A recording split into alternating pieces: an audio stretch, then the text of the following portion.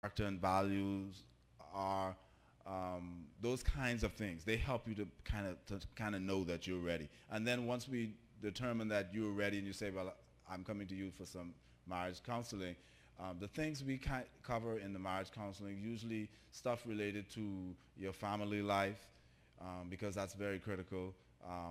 What kind of families you have, what kind of families you're coming from, why you may want to have certain awareness, because those things matter in terms of they are where, or the family life is where you developed. So you are already somebody, and whoever that somebody is, you need to have an understanding of that. We talk about kids, rearing kids, the role of the husband and the wife in the home. We talk about just the whole concept of communicating and relating and handling conflict, how you handle conflict, things like that. We talk about careers because they make a difference in terms of your whole life. Some people talk about finances, which is also another important thing. How you handle finance, what kind of finance person are you dealing with? Are you dealing with a spender? Are you dealing with somebody who's very, frugal, or they know how to spend money, and they're very specific about how they want to spend it. So those are the kind of things that we cover in the session. But mostly trying to get you to a place where you are aware, not that we could remake you before the marriage, but you are aware of what you're getting into and the things you may want to focus on in your relationship so that you could keep it healthy and keep it fun. Thank you, Pastor Ben. 2 seconds before you walk away. So, on behalf of the board and the members of the Emmanuel Sisters Fellowship, we want to thank you and your better half in her absence, because I know she helped prep this. We know that. It's okay. We just want to thank you for taking the time out today, and we hope you enjoy this little goodness. Thank you very much. You're welcome. Thank you. So that is the end of session 1. That was wonderful, right? So for those who are married, those who aspire to be married, those who, whether you're young in your marriage or old in your marriage, it's always good to check in and to make sure that we know that we are caring and loving for each other. So we are going to call Madam Secretary for announcements, and Madam Treasurer, Brianna, I saw her earlier, to come quickly, and then we have a little fun activity for you. Please welcome them, these beautiful ladies. Good morning, everybody. Everybody having a good time so far? All right, all right. So I'm just coming to make 2 brief announcements. First of all, do we have any visitors? Anybody visiting today? No? I'm trying to see if any unfamiliar faces. Okay, so we all family here. That's good. So just 2 announcements. Our next meeting will be held on March 18th, and we're heading into the springtime. So what do you usually do during springtime? Spring cleaning, right? Getting your house in order. So that's our topic for March, getting our houses in order. And the topic will cover how to build savings, maintaining good credit, how to prepare for retirement, and also preparing a will. So anybody interested in being a part of that, you're welcome to join us March 18th at 9 a.m., just like today. And also for the sisters, I'm not sure how many of you saw the flyer in the sisters chat for the Going Beyond conference. I think Sister Nidra or somebody posted it in the group. But there's a Going Beyond conference. It's going to be April the 22nd in Fort Lauderdale. And so for those of you interested in attending, you can contact Sister Judith Knowles. And I think, I'm not sure who posted it, but there's a pamphlet with some information. So if anybody's interested, you can let them know. Okay, thank you.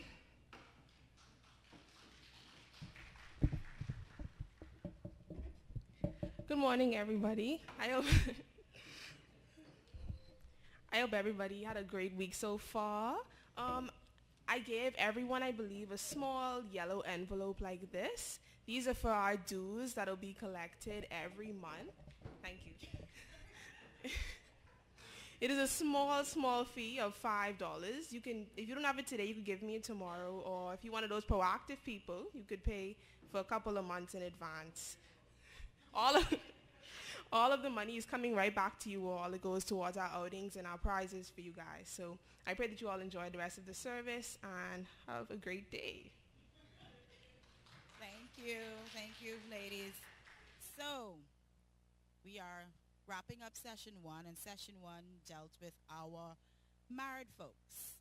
So, I told you today is going to be interactive. So, I'm going to ask, I saw 3 married couples in the audience, 4 now. Sister Christine, y'all want to come up, or y'all can just observe and help me, you know. You good? Sister Chris, Annie Chris? So I'm going to ask our married couples, so Crystal and Ian, please take the stage. Thank you. Sister Laverne, where is that dapper husband of yours? Oh, man. There he is. You can spare us 5 minutes?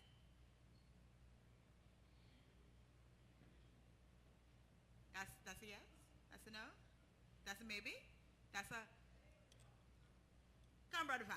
Come, Sister Laverne. Come.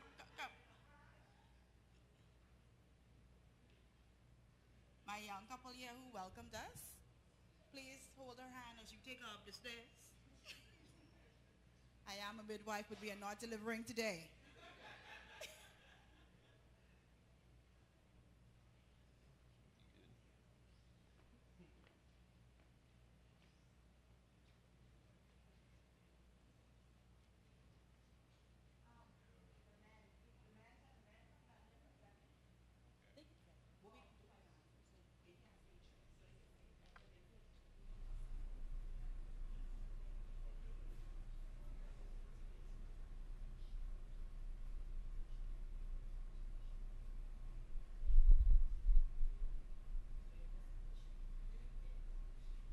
Okay, so take a seat.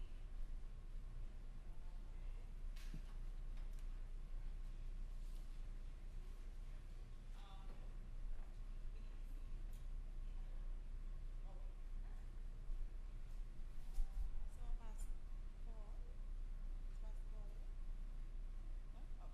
All right, so we'll do with our 2 couples. So they kind of still newlyweds, eh? Yeah. They still newlywedish. So we are going to be playing the newlywed game. Woo! All right, so ladies and gentlemen, we have y'all back to back, so note, and we can see if y'all try whisper the answer. So what we want you to do is these first set of questions, we are going by the ladies' response. So gents, you have to match your women. Now, you know our memories be a little different from each other, so this is going to be very funny. So, I want you to write your response. You have 10 seconds to write your response. And gents, you have to match your ladies' response. We good? Yeah. One laughing. Ian's like, oh, Lord. All right. First question. Where did you meet your spouse?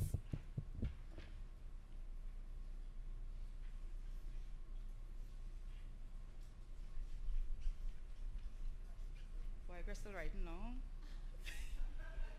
Everybody finished? We good? Your mark ain't working? Okay. No, that was, we need it to be written because you may, you may say it just after the treasure says it and be like, yeah, that's what I thought. No. All right. While you do that first question, write one on it. We're going to do the second question. Where did you go on your first date?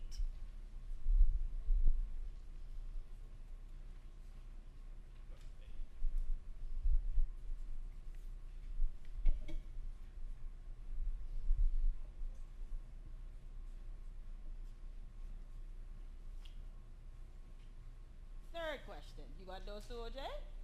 All right. Third question. Who said I love you first?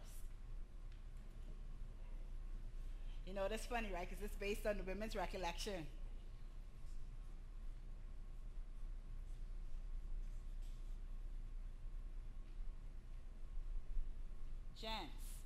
is your wife's favorite perfume or spray or scent? What is her favorite scent that she puts on her?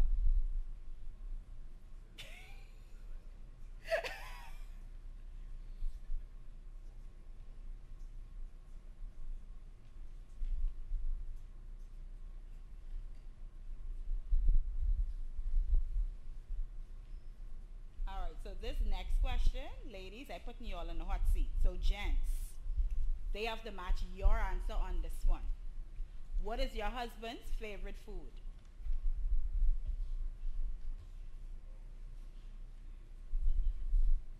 OJ, you should know what your favorite food is, though. All right. Y'all ready? All right. So let's. You can turn to the front now. Turn the chairs to the front.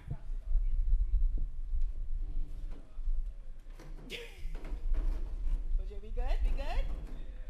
Okay. All right. Crystal and Ian, question 1. Crystal, where did you meet your spouse? High school in fact. There we go.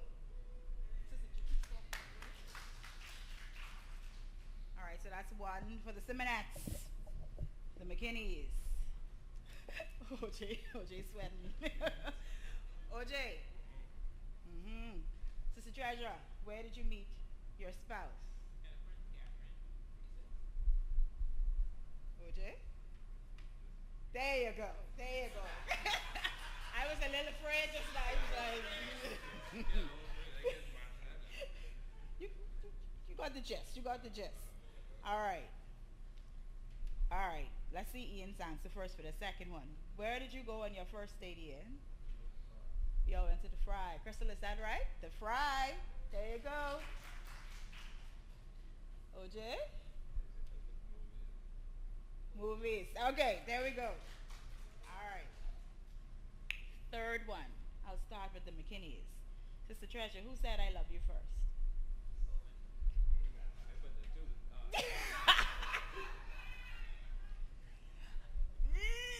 All right. Simonettes, Crystal? There you go. You see all the exclamations and the happy face on that. All right. So the next question, Ian. What is your wife's favorite perfume?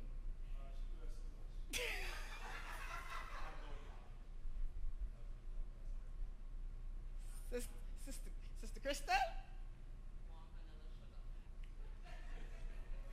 Nah, okay. Do you see Owen's face? He's laughing. Because he's like, boy. Okay, OJ. I've got no favorite. I don't know. Don't there you go. So I think we have a tie score so far. All right, last question that I asked. So, ladies, Sister Treasure, what is your husband's favorite food?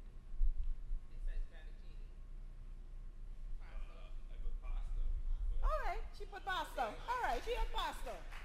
Sister Crystal?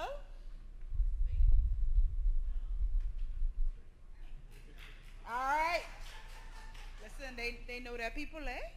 All right, so we need a tiebreaker. All right. When? Huh? Yeah, they need. Or just use the bar. Use the bar. So this is a tie-breaking question. This has to be very specific for you to get it.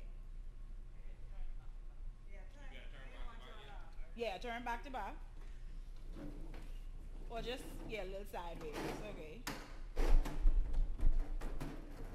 So I'm looking for a date. When was your first date? Whoever matches it the closest wins. Man, you're young, man. I need a month and a year. If you could remember the day, that's perfect. Day, month, year.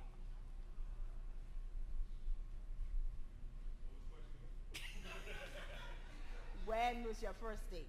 When?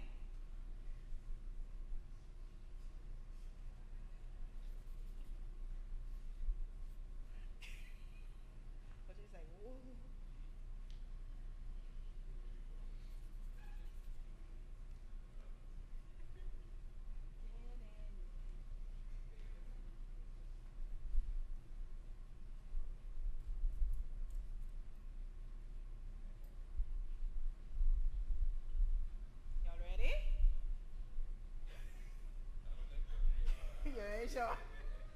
All right. Spin to us. Let's see. They have young minds. Say they should remember. Hey.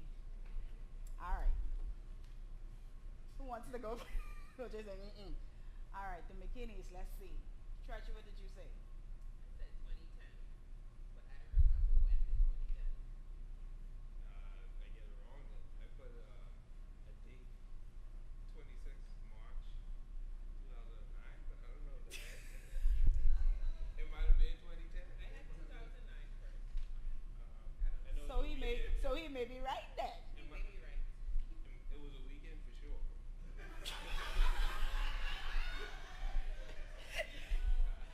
All right, Simoness. All right, let's see. Crystal?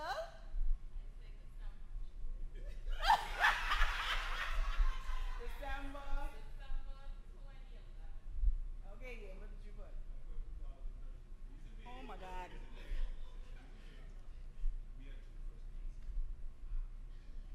This is the first date.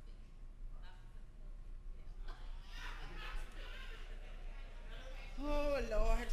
I gotta go another question. All right.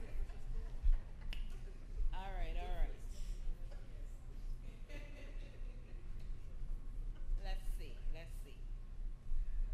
When getting to know each other, what was the most important quality that you looked for in your spouse? So what do you think Crystal thought was the most important quality in?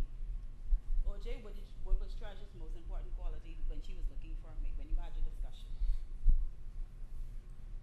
The thing you talked about the most. Yeah, turn to the side. I trust you. We trust them, right? Yeah. No, you gotta write it. Think about it. There are so many important.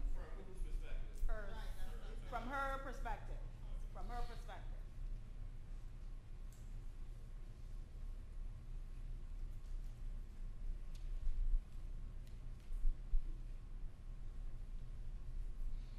I know I pulling at your toes. I sorry.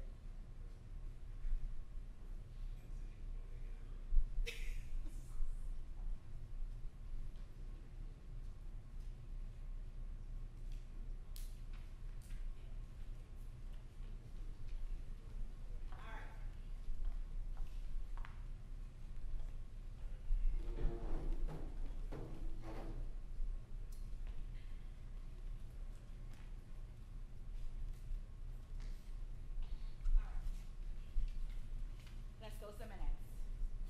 Crystal, what did you say?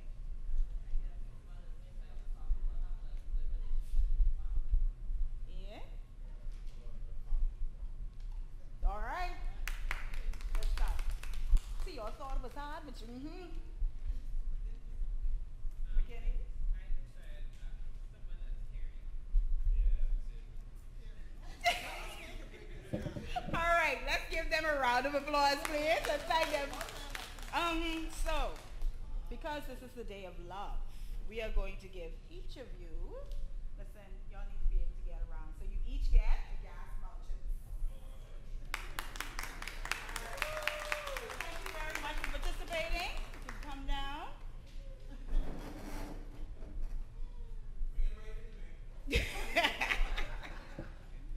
All right, so what we're going to do is we're going to take the 3 minutes, how much did I say? 3 minute break. So if you have to get some tea, you want to use the bathroom, do that quickly, and then we will come right back. 3 minute break, 3 minutes. It's 10:15, 10:18, come back.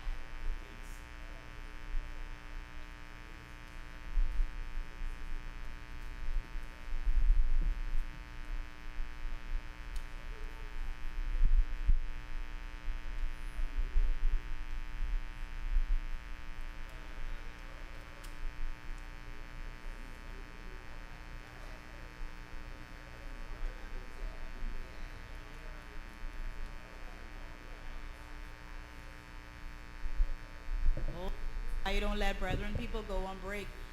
We're about to start again. Please come inside.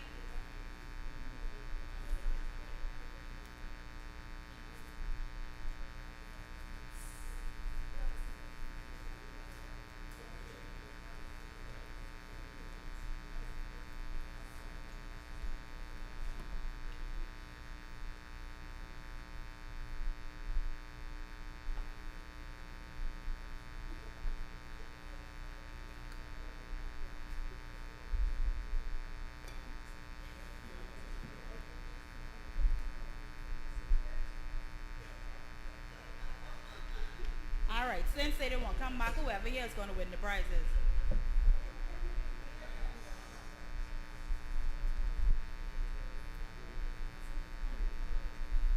All right, so Pastor Ben spoke about three main things that he thinks um, will be able to, that you should have in your marriage.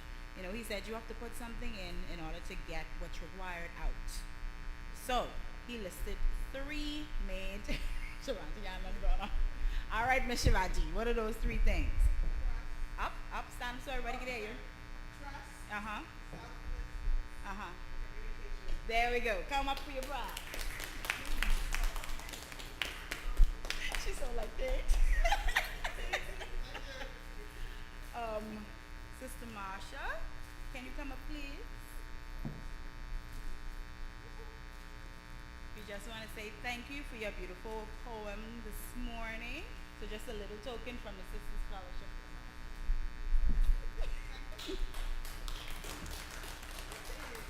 Alrighty, so where are my actors?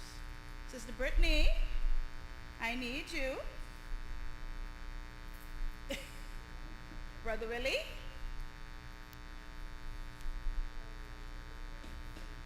Oh, Brother Wilfred.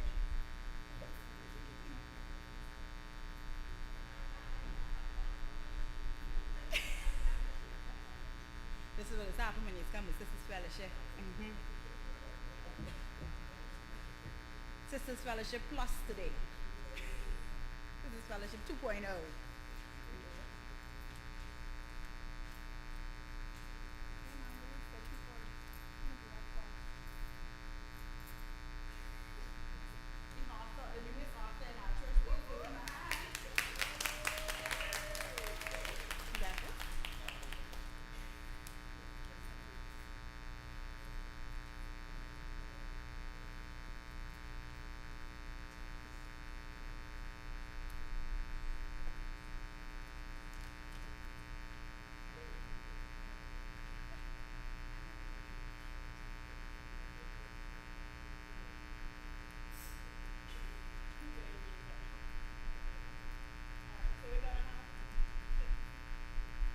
We're going to have a little role play as we transition into session 2 and being able to be content in your singleness. So we all know the dating pool out there, and the single game is interesting these days, right? So these lovely people here are going to give us just a little demonstration of how men approach women the interesting way, and then the way we think that young men should approach these dynamic young ladies these days. So sit back, relax, and enjoy.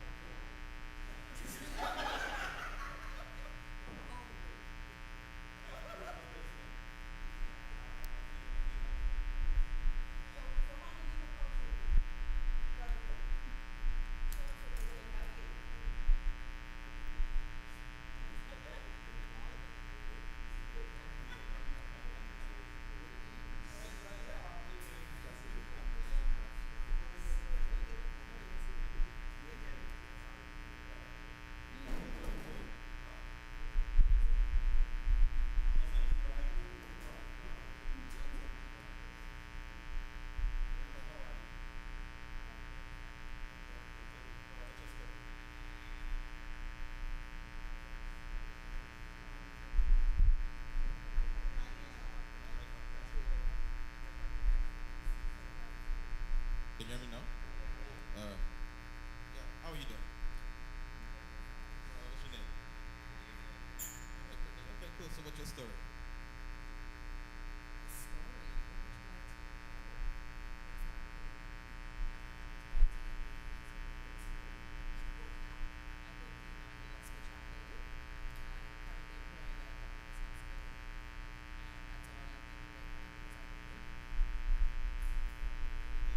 Okay, well, my name is Willie. I'm 25. Well, I don't look 25? I don't look 25? I don't like none of y'all. You can go 25.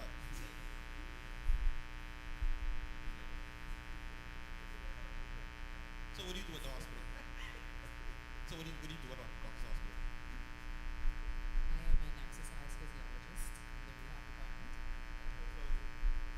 What does that entail? What does involve all of that?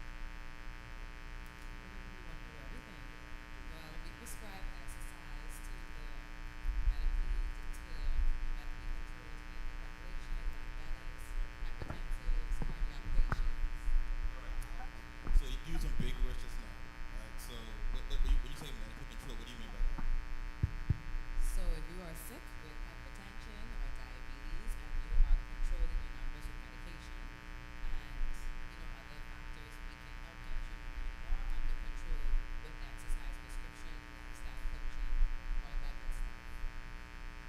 All right. So you mentioned lifestyle coaching. So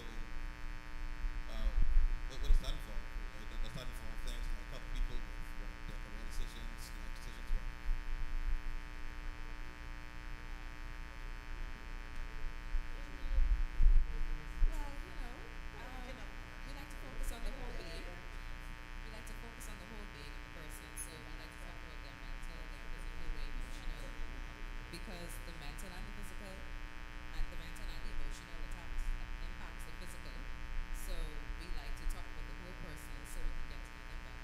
Okay. Okay, go on.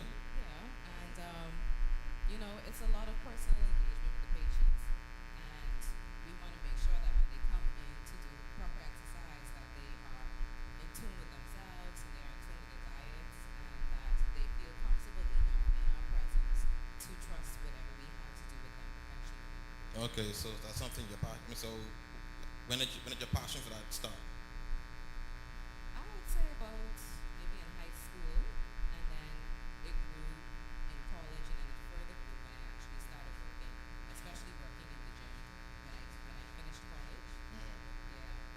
Okay. This is what I do. I have a conversation. I don't just come up all up on you like, hey, I'm just saying I like you. I have a conversation.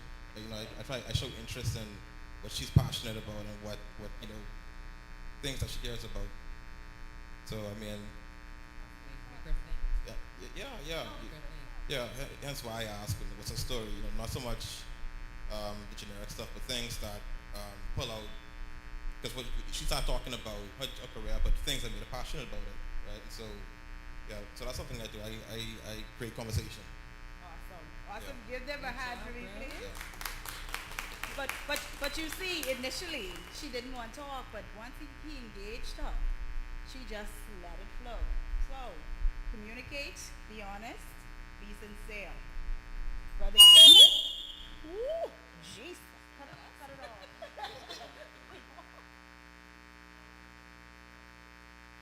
Uh-huh.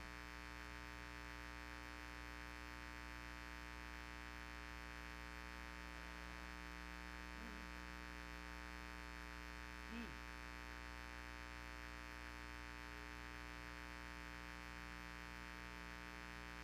She can go. Jen, see you later on that, okay? Thanks very much.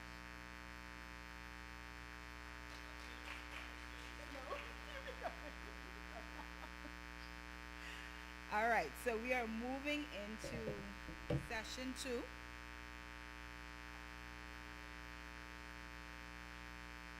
So, how to be content in your singleness. So, we have 2 dynamic speakers today, sisters. So, Dr. Satya Puro is a physician in the pediatric department of the Princess Margaret Hospital with aspirations of specializing as a pediatric cardiologist woo-hoo, here in the Bahamas. She graduated from SAC and began her, we have SACs in here, began her tertiary level of education at the then College of the Bahamas, obtaining a Bachelor of Science in Biology with a minor in Chemistry with credit. She continued on to the University of the West Indies, Cayville, Barbados, where she obtained a Bachelor of Medicine and Surgery degrees with honors, graduating as a general practitioner. Outside of the realm of medicine, Dr. Boodle is also the co-owner, along with her sister, of Akachi Creations, Afro Chic Boutique. She has a love and passion for volunteering and mentorship, as she is involved in the Governor General's Youth Award as a leader and assessor since 2014. Currently, she assists as one of the leaders of the Wilmay Pratt School for Girls. She is also actively involved in the dance and media ministry at her church, Bahamas Faith Ministries International. In her downtime, she enjoys traveling, trying different cuisines, as she is a major foodie, content, creation, and spending time with her family. I speak it into being. Sanisha Ambul is also a graduate of SAC. She began She began her tertiary education at the College of the Bahamas, where she obtained an Associate's in Law and Criminal Justice in 2010. She then attended Keele University at Stratfordshire, UK, where she successfully obtained her LLB. Ms. Boodle completed her LMN in Bar Professional Training course with a very professional classification at Northumbria University, completing the bar. Ms. Boodle also obtained a master's degree in marine insurance. Boy, y'all are some degreed ladies. She was awarded the Ed and Ravenscott Prize for the Best Master's Project. Congratulations. Ms. Boodle is currently employed as an associate at Calendars & Co., the oldest law firm in the Bahamas. She is also the co-owner, along with her sister, of Akachi Creations. She has been actively involved in GGYA as well, and also as an assessor since 2010. She currently also volunteers as one of the leaders of the Wilmay Pratt School for Girls.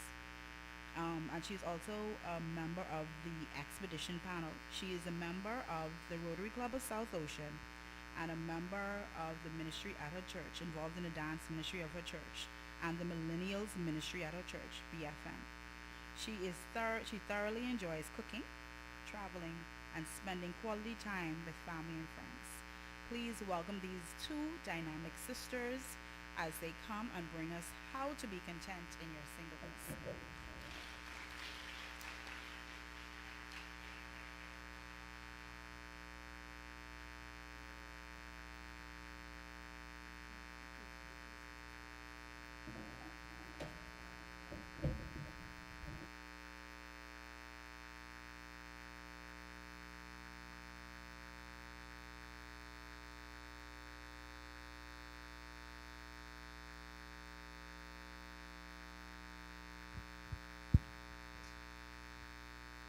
Good morning. Thank you very much for that introduction. And thank you all for having us this morning. It's truly a privilege to be able to share with you all this morning. So I know a lot of people think that we're twins. We're not. I'm Sanisha. I'm Satia. So just to get it out the way. 4 years apart, by the way. Not twins. So we're going to be speaking to you this morning on the topic, how to be content in your singleness. So we're going to have a little interactive session after. So is going to start, and then we're going to be more interactive in the second part of the session. So hope you all enjoy, and thank you once again for having us. Yes, thank you very much. Can I get a raise of hands for all the singles in the building? Woohoo! Sound excited. Now I know sometimes when we think of singleness, it can be a little damper sometimes, or we might feel like, no, yeah, I'm single, but I ain't trying to raise my hand too high. But it's important to know that as singles, we're all on different stages and different parts on this journey of singleness. So some of us, we have different experiences. We have age differences. So me being single in my 20s is a completely different experience than someone being single in their 40s or in their 50s or in their 60s. Okay. Okay.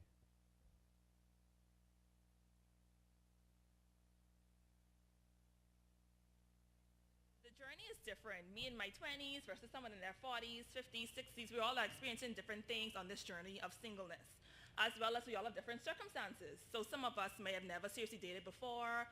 Some of us may have been married before, so we're widow or widowers or even divorcees. As well as there's some experiential differences where some may have actually chosen to be single and are content in their singleness, while there's some of us that may still have the desire to be married, or we might have confusion or even be depressed sometimes when they're like, God, why am I still single? Like, I'm hitting 30 now, my friends are getting married, I'm standing in everybody's wedding, I'm a godmother to all my friends' children, but here I am still single. So it's a lot of thoughts that can go through our minds during this season of singleness. But we have to be reminded that in all stages, in all the experiences, in all the emotions in our singleness, whether as hard as it may be for some or as easy as it may be for others, we still have to know that during this season we have to trust God. And not just trusting God on the surface level, saying, okay, God, yeah, I trust you, cool. But really saying that, God, take full control of my life. May your will be done. I give it all to you, and I know and I trust in your plan and purpose, and I will walk into your purpose. Whether this season of singleness lasts for a year, 2 years, 3 years, whether it lasts for 10 years, I know that your plan and your purpose for my life is best. So that's what I trust. So that's important.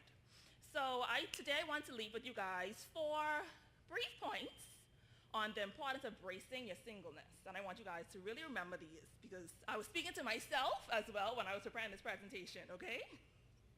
So the first point, do we think that singleness is actually a gift? Or is it something that you don't really want? Singleness is literally a gift from God. And Paul mentions it in 1 Corinthians 7, verse 7. He says, I wish that all were as I am myself, which is single, but each has its own gift from God, one of one kind and one of another. So singleness in this season or in this time of your life may not be the gift that you kind of asked for. You know, as children growing up, when it comes to Christmas time, you know, we want the toys and we want the money and things like that, and then someone comes to give you a card. Or someone might say, okay, you're 5 years old, but I'm going to give you a share in a company. When you're 5 years old, you can't really appreciate the value of a share in a company. But when you turn 35, you're like, wow, okay, this has multiplied. I can really benefit from this. So in your season now, you might not see this as a gift in this time now. But when you look back years later, you might see, okay, wow, this is the time where I was able to develop myself, when I was able to strengthen my relationship with God. This season in my life was actually a very beneficial one. So it's important to look at that. And I know so much times in society now, we see a lot of couples, as I mentioned before, as we get older, you know, people start to ask, oh, you still single? You're married yet? What's going on? And even sometimes in the church, you might side-eye some people like, you know, some little off here, like, you aren't married yet, what's going on? But it's important to understand that God's purpose for each of our lives are different. So in this season now, don't worry about what I'm doing. When it's my time, it's going to be my time. God is working on me individually. So as mentioned, it's important to notice that Paul did call singleness a gift. Now for the married people, this is in no way saying that us singles, us unmarried are more spiritual or have a better calling on our lives than married people. But God is just saying that we all have different gifts, married versus single individuals. And we all have different purposes. So in this season now, just be reminded that during this gift, embrace it and utilize it. Use it as a time to deepen your relationship with God. Use it as a time to really develop yourself in your professional realm, or whether it's your career, whether it's any social activities, things like that. This is a time now to develop and grow, okay?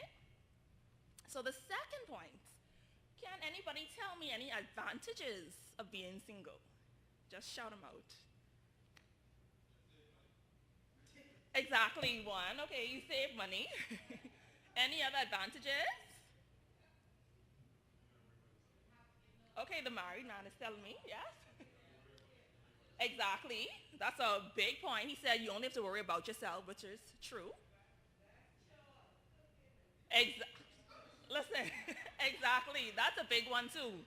Less cooking. So yes, these are all advantages. And Paul actually mentions these advantages in the Bible as well. So firstly, he mentions that single people are spared I don't want to use the word troubles, but single people are spared the troubles of marriage. Now we know marriage is a beautiful thing. God has ordained marriages. God has blessed marriages. But there are difficulties in marriage as well. Now, Christians, a lot of time, we don't openly talk about the hardships of marriage sometimes, or the days when you're really in like your husband today, or, we don't really always talk about these things. But there is a downside sometimes. So even in a relationship where it's all good, the life is still more complicated. For example, like was mentioned, you have to consider somebody else other than yourself. So when it comes to just planning out your day, when it comes to something as simple as, oh, what I can eat tonight, me as a single person, I could say, okay, I don't feel like cooking. I'm going to eat some cereal and go to my bed. But when you're married, your husband, he don't want cereal tonight. Or even if you have a child, that child does not want cereal for dinner. So it's just like these little things, planning out your paycheck, planning out your holidays, all of these little things you have to now consider a whole other person, and even more when you have children. It's even more complicated sometimes, so it's an even greater responsibility. So that's actually an advantage of being single. I can worry about me. I can be a little selfish in this time in my life, and I can worry just about what I am doing. So Paul does says, marriage does bring many troubles in the life, and he says, I want to spare you from this. I actually had to laugh when I read that, because I was like, Paul, what do you mean want to spare me? He literally says, I want to spare you from this. So he mentions that during this time, be appreciative. That there are some things that you can just worry about yourself. You can spend time with God. You can just be you. So he's sparing us from that for now. Another advantage that is actually a very big one for us in the kingdom of God, single people can devote themselves more fully to God's work. In the Bible it says, an unmarried man is concerned about the Lord's affairs. How can he please the Lord? But a married man is concerned about the affairs of this world. So he has to please his wife, please his children, so his intents and his interests are divided. As single people, we have a greater responsibility because we can give more time into the kingdom.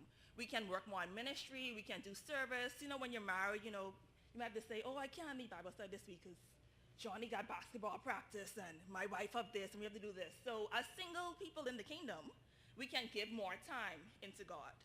So there are a few people that consciously choose to stay single, to devote themselves solely to doing God's work, while some of us, we haven't really chose to be single, but yet we still have these same advantages to give our time and our services and our ministry in the church and our ministry in doing God's work.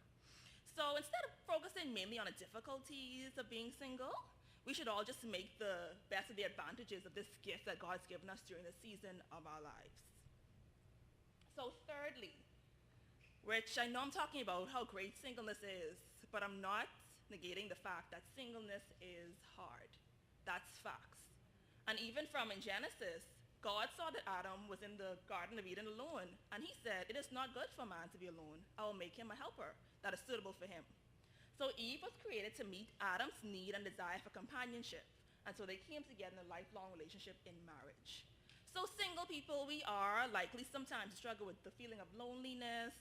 We have the desires of the companionship and intimacy. And sometimes these struggles can be very overwhelming. And in some cases, the lonelier we are likely to start to struggle with different issues, and we can sometimes fall into sin. So in this case now, in our singleness, we need to learn how to be proactive in addressing and combating these areas. So that means taking more initiative to find friends that are like-minded, other singles who may be going through the same things that you are going through, that can hold you accountable, that can encourage you in this journey and say, you know what? Our time is coming. If it is for us, our time is coming. And I always say, you always make your desires known to God. We might not see it now, but we know that in the future, our best interest is always going to come through, once it is in God's will, of course. And the last quick point that I want to leave with you before we go into more interactive segments is that singleness is not permanent. I want to encourage you in that. Singleness is not permanent. Many of us who are presently single, one day we actually will be married. Others will remain single throughout their lives, if that's God's will for them. But just know that as Christians, we are never single forever. Now, human marriage does reflect the marriage that God wants his children to enjoy with his people. But the Bible also speaks about Jesus as the bridegroom who will one day return to take his bride, which is the church, to be with him in perfect new creation. So on that day, all the feelings of depression, all the pain, and everything will disappear. God will wipe every tear away from our eyes, and a great shout will be heard. And that's seen in Revelations. It says, let us rejoice and be glad and give him glory. For the wedding of the Lamb has come, and his bride has made herself ready. So yes, human relationships do matter, but there's nothing more important in our relationship with God. So a final point I want to leave with you guys that's very important. Firstly, thank God for the gift of singleness. Whatever your experience may be, recognize that this is the time for you to embrace this gift and utilize it and make the best out of it. Do all that you can to remain godly. I know it's easy for us as single people to lapse into this feeling of selfishness and this self-centered lifestyle and sometimes even fall into sin. But whether it's thought or deed, but remember to be self-disciplined and to find those that are like-minded to hold you accountable. And lastly, keep your eyes fixed on heaven. It's our internal relationship with God that matters most. So continue to be encouraged. Okay?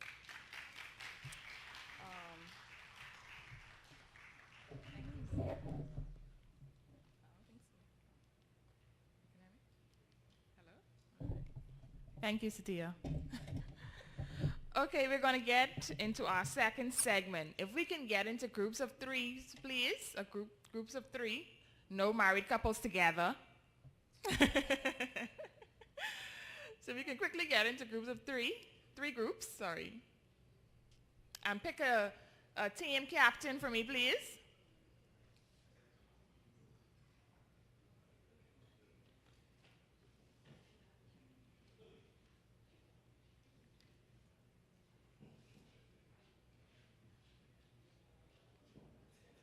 Three big groups.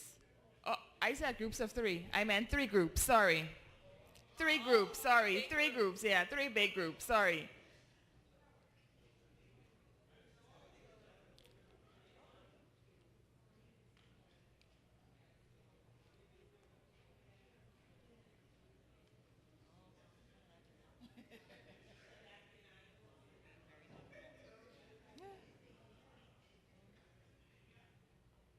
So I see one group here, this one group in the middle?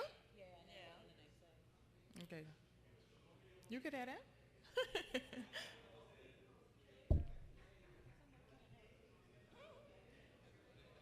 was up first and then. Yeah, it was up and then. Maybe I have to hold it up.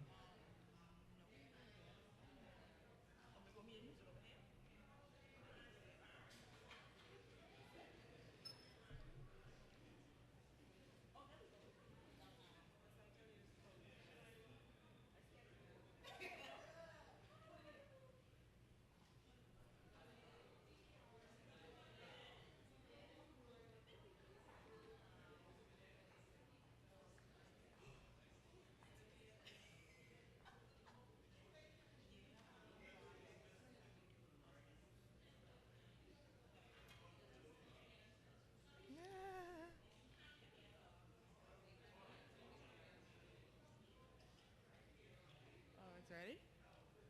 Okay.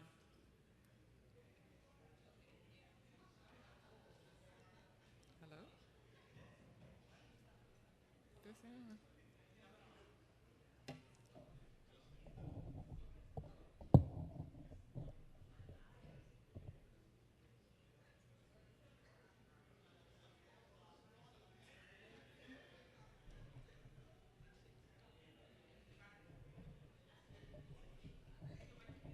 I know we like teams, so the winning team, we have a prize for the winning team, so y'all make sure be on point.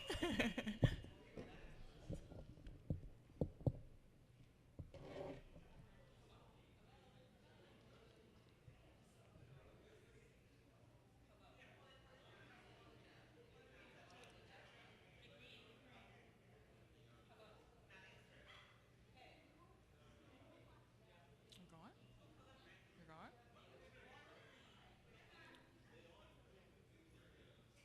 Well, I'll just stop. I'll just stop.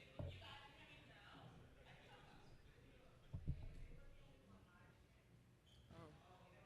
Well, come here then. Okay, so I'll come here and explain the game. So everybody knows how to play Jeopardy, right? We know that we have different categories and every category has a dollar value. So this will be watermelon. We're going based on fruits. This will be watermelon. Watermelon, woo! The middle will be lemon.